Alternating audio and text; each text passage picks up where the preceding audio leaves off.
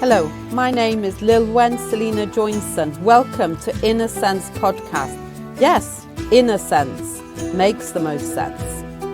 This is the podcast where we have conversations with farmers and growers and food producers that could, warning, this could seriously increase your knowledge and understanding about farmers and their passion and compassion for what they do at home on their farms. Oh yeah, and farmers, this could seriously improve your bottom line.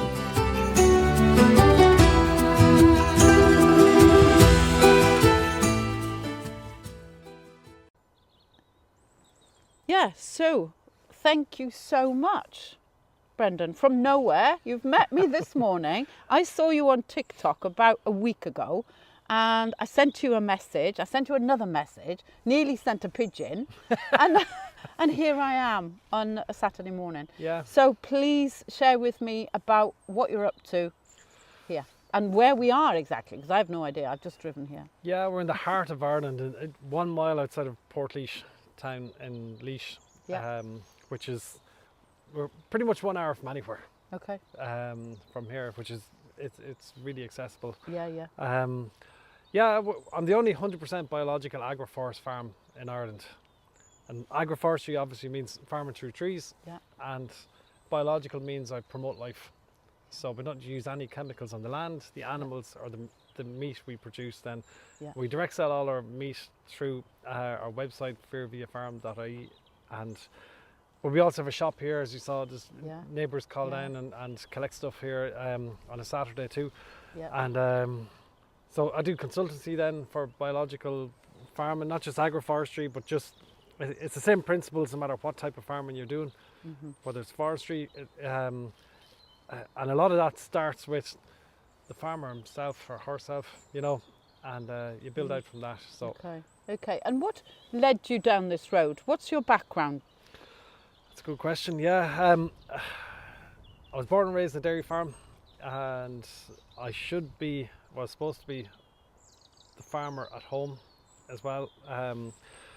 There's 150 acres of land that my grandmother was left in the 1930s, before she was married, before she had left from her aunt. Okay. It was a scandal at the time in that a single lady in the 1930s left 150 acres of the best of land, and she'd no prospects of even being married back then. So she took 149 acres and converted into a dairy farm. She had 8 people working on that farm. She said it paid its way, but just about. And she took 1 acre for herself, and she sowed an annual garden, a perennial garden. She had hens, she had turkeys, we had what else was there? Orchard, soft fruit, all that kind of stuff. And she was one of the founding members of the Irish country markets after World War II. And that really was farmers' wives who came together to help support the family by selling produce to the local people. So she always said she raised her family in that 1 acre. Wow. Right the way through until my father took over the farm, she said that 149 acres just paid for itself. Wow. So wow, she was a pioneer. Yes. Yeah. A formidable woman she was called. Because she did her own thing and followed her own path. Yeah.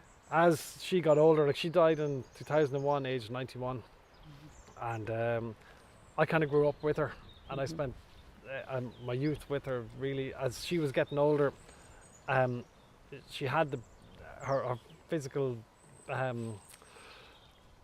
body, I suppose, was easing back, but I was able to do the physical work for her, and she had the mental knowledge. So I ended up building up this huge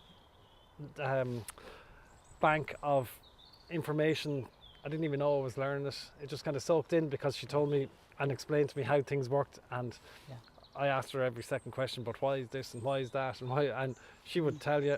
And so I had a great privileged upbringing, really. Yeah, a great teacher. Yes. And just before we were talking about intergenerational. Yes. Right. And I was asking you, what did that mean to you? And I can hear it in your education from Yeah, your aunt yeah, of course. intergenerational. Yes, Because yeah. you're now living, I assume, Yeah, what yeah. she started off. Without even realizing, like, I it was always there, and I actually started drawing on it when I had my own kids, Yeah. and for a while I didn't even realize what, you know, like it was just there, just natural in me. And a couple of people asked me about, like, how the hell do you know that? About how to balance the pH of the soil without any inputs at all, or growing beef animals without any dosing, or never get lice, all this kind of stuff. And it was in you, it was coming through you, It actually, through the knowledge. Yeah, and it was only after a while it kind of dawned on me where it came from. Yeah. And the more, as you'd be reading books on it, and you'd say, oh, actually, my grandmother used to do it this way, and you'd have a discussion with somebody. It's like, God, I never heard. You know, other people would kind of question where it was coming from, and also would my challenge eyes. you, I guess. Yeah, right? yeah, no, Because definitely. How do you know it? Yeah. It opened my eyes to Yeah. something that I didn't realise was had happened to me at all. Yeah. And what was her name? Kathleen Guinan. Okay. She was about 4'6", little small woman, not a, never a day sick in her life.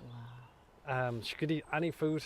Yeah. And she, how would I put it? Now, she died because of heart failure. Literally, her heart just wore out. But she was fit and healthy, tearing around the place, you know, driving until she was 90. Yeah. And she always said if she won the lotto, she'd get a heart transplant. Wow. You know, she had that kind of drive to stay going. Yeah, she would have kept going. Yeah, she would have. Yeah. And it's great, you know, to honour her in this conversation. Definitely. You know, Yeah. to give back to her, because you're passing the knowledge on. You're not keeping it to yourself either, because you're going and supporting other people. Definitely. Through what you've learnt and going forward. What she did wasn't the right thing to do at the time. It was the only thing to do at the time. Yeah. Trying to grow without chemicals, because there was no other way. You had to have this knowledge passed down from generation to generation as to how each farm and even each field, what would grow and what wouldn't grow in each field, and even the right breed of animal on that field. All that has been lost in less than 2 generations. And that's what we need to get back to if we're going to survive this whole craziness. Yeah, the whole craziness. Yeah, totally. So you said something earlier, and I don't want to step over it, which I think for the farmers, you know, who are listening, you said about balancing the soil pH without adding anything. Yes. Do you want to share? Is it a secret? Do we have to have an NDA on it? Or, you know, tell us a bit more if you're willing about that. I'll go back 1 or 2 steps now, in that, like, the pH of your soil, balanced pH about 6.8 to 7-ish, you know, thereabouts. The pH of your blood is 6.8. The pH of oxygen in the air is almost 7 as well, about 6.8, 6.9. So we're all actually made of the same. We're all the same organic matter, basically. You know, we're all part of nature. So what knocks out the imbalance of the pH of your soil is compaction, number 1, because the pH of water is another one. That's 6.8 to 7 as well. So when your soil cannot infiltrate water and oxygen, a healthy soil is 25% oxygen. It has to breathe every day. It actually breathes in and out morning and evening. The aquifers in the soil actually rise and fall the same as the tides in the ocean, all connected to the moon, right? As the aquifers rise and fall, it expels oxygen, it pulls in carbon, it breathes, same. And that's why your soil has to be 25% oxygen. Now, when it has the pores for the oxygen to infiltrate it and to breathe. When it rains, that water can access through the pores in the soil as well. Mm-hmm. So when you have that openness in the soil, the water, the oxygen actually just naturally balance the pH of the soil for you. Now you can do that with roots, living roots. There has to be living roots in the soil to open up the soil so that the oxygen and water can infiltrate. Has to be a diversity of living roots. It can't just be little short roots. We need so that's where trees come in and shrubs and forbs, legumes, what a lot of farmers call weeds. Like they're all extremely valuable. I should turn that off, shouldn't I? We can. Yeah, But it's all right. It's all right. We're very used to it. Yeah, You know, it's it's okay. Don't worry about it. Yeah. So yeah, if you can naturally infiltrate your water and your oxygen into your soil, your pH will naturally balance. Okay. So am I missing a trick here? Are you talking about potential? Say we've got a very wet bit of ground. Yes. And it's a rushy field or whatever. Are we looking then at draining that land, or what are we talking about? How would we? Kickstarting the water cycle. Okay. What's wrong with every field, and you can see there's some rushes there. Yeah. This particular paddock that's behind us had 8 feet tall nettles, briars and thistles here in 2019, when I bought it. Okay. And it's now lovely green grass out there. Yeah. No rushes. You need to get the water cycle flowing again. Okay. And so any field that has rushes in it has a hard pan that's stopping the water from infiltrating the soil. Okay. And when the soil becomes waterlogged, it becomes anaerobic. Anaerobic, yeah. When it becomes anaerobic, no oxygen. Yeah. Then you don't have the cycle of microbial life or energy. You've no energy cycle. Because there's no water oxygen cycle in there, right? Yes, exactly. Because it's flooded, more or less. Yes. So with that ground then, that pan, at what depth was that pan? For example, here behind us, would you say? There's parts of this farm here that has maybe 2-3 inches of topsoil. Okay. Okay. So, and places I dug a lake just there actually. There was no topsoil there at all. It was just pure lac and marl, or there was some willow growing in it. Willow will actually break through it. The fast-growing roots can actually break up the soil slowly, and but where there was no topsoil at all, and it was officially planted with sycamore didn't grow. So rather than trying to fight it, I dug it out, and I used the marl as a foundation for roadways. Okay. Because it sets like concrete. I built the cob house with it over there. I tried to find out different advantages to the resource that was there, and the resource in that case was this like impermeable blue clay. So there's no waste in what we're doing at all. The alternative was and the advice I was given was to buy in tons and tons of topsoil, put it on top of it, and try and make it into land. That's what they call it. But now I have an ecosystem with fish in it. I have dragonflies, we have heron that come in, we've ducks, we've an island. I swim in it during the summer.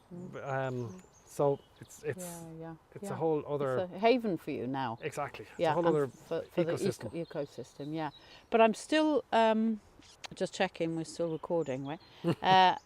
So I'm new to this. I'm just thinking, there was a farmer who's over from Wales last week, right? And it's not the first time that farmers are like challenged by such soil and lack of that topsoil, and you're talking about rushy areas. It's common. Yes, big time. But I'm like left with, because you're saying there was only 2 inches of topsoil here, and the pan would have been just under that. Yeah. So then did you penetrate? Did you subsoil it? Did you aerate it with a machine? Or No. what happened? Introduced pigs, poultry to build the organic matter in the soil. The pigs fluff it up. They actually, like, they dug out a lot of the rushes. The rushes are there telling you that it's anaerobic. They love anaerobic soil. Of course, yeah. Now I did put roadways through it as well, and here and there. So I did get excavator in once or twice, obviously for digging the lake as well. And the little bit of topsoil that was on top of the lake, I actually say right there. It was full of willow. I chopped down most of the willow, left it on the ground, took the topsoil from where the lake is now, dumped it on top of the willow, so that you had this hugelkultur kind of bed. Raised the level of that paddock by about 2 feet. So that kick-started the water cycle. Then the water could drain through the timber. Timber's rotten over the next 10 years, you know, but it's feeding the soil, and it just got the water cycle moving again.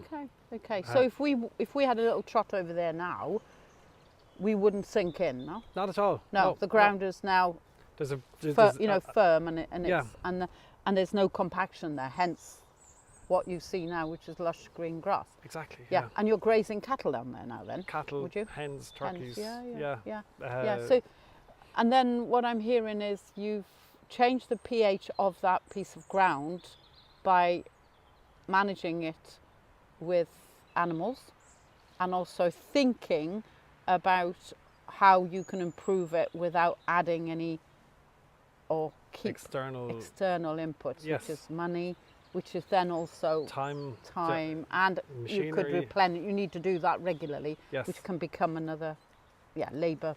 Of course, yeah.